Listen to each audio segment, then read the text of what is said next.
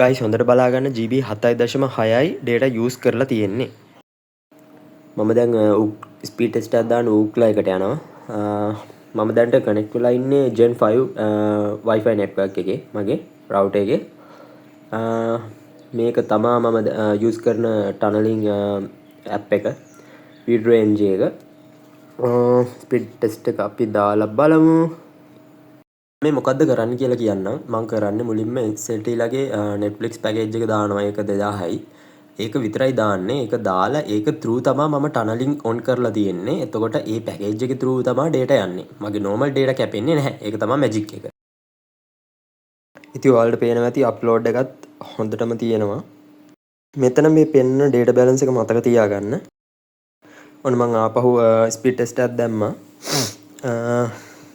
ඉතින් ඒක 500 පන්නලා 700 ගණන්නුත් යනවා. ඉතින් මං මොකුත් unlimited package දාලා නැහැ.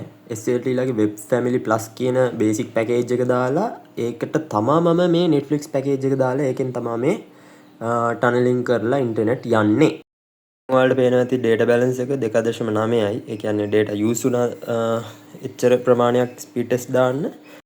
application එක ඔයාගේ ඕනම device එකකට දාගන්න පුළුවන්. Mac, Windows, Apple ඕන මගුලකට මේක දාන්න. ඉතින් ඔයාට unlimited internet යන්න පුළුවන් unlimited package එකක් නොදා.